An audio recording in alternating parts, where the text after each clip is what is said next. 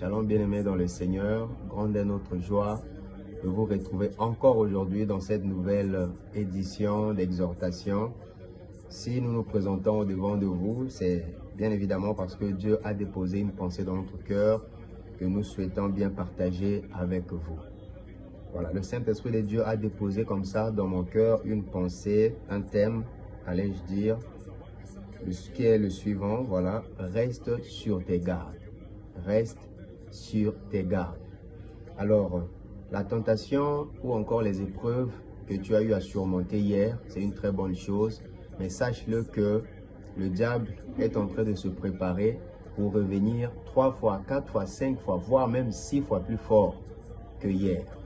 Donc, tu feras bien de veiller sur toi, de rester vraiment sur tes gardes. Parce que l'esprit que tu as chassé, ce que tu as vaincu hier, sache-le que le diable ne se repose pas. Il est parti travailler pour revenir encore plus fort.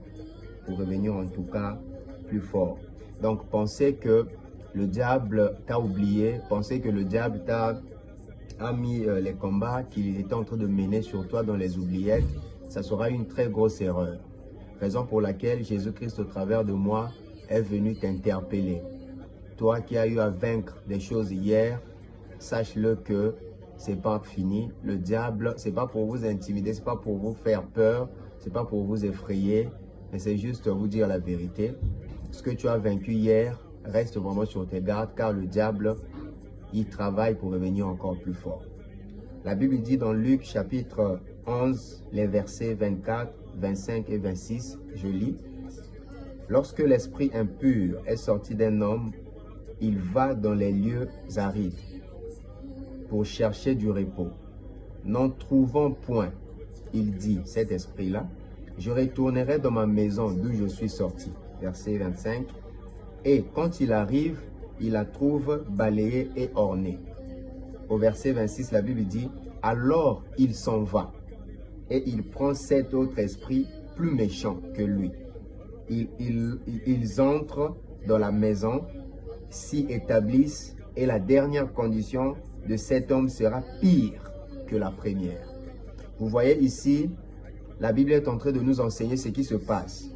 Quand un esprit impur est sorti d'un homme, cet esprit va dans les lieux arides, pensant y trouver du repos.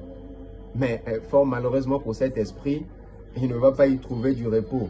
Il cherchera à rentrer dans l'impudicité que tu as vaincue, la colère que tu as vaincue, la masturbation que tu as vaincue, la méchanceté que tu as vaincue et que sais-je encore. Sache-le que tu dois veiller sur tes gardes, tu dois rester sur tes gardes parce que si tu ouvrais encore une brèche, sache-le que la condition d'avant sera plus pire. La condition actuelle, allais-je dire, sera plus pire que celle d'avant. En tout cas, ici, la Bible dit, et quand il arrive, il trouve balayé et orné. Alors, il s'en va. Donc, quand le diable est chassé, quand un esprit est chassé, quand tu as vaincu une chose mauvaise venant du diable, sache-le que ce diable-là sera en train de revenir de temps à autre. Voir si et seulement si tu es toujours dans ces conditions-là qui ont permis à ce qu'il puisse être chassé, cet esprit. Vous voyez? Donc, j'exhorte une femme, j'exhorte un homme, j'exhorte un jeune homme, j'exhorte une jeune femme, une jeune fille de rester sur ses gardes. Car ce que tu as vaincu, sache-le que le diable est en train de revenir de temps à autre, cherchant si et seulement si tu as laissé une brèche par laquelle il pourra passer afin de te détruire. Gloire au Seigneur.